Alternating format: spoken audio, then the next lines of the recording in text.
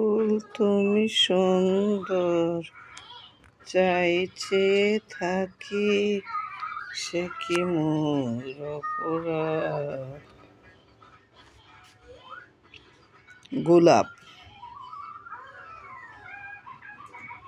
কমলা গোলাপ না লাল গোলাপ বলতে পারি না, এটা কালার গোলাপের। 150 টাকা দিয়ে গোলাপটা কিনে নিয়ে আসছি কালীবাড়ি মোড় থেকে, কালীবাড়ি থেকে সেই গোলাপ। গোলাপ কত সুন্দর।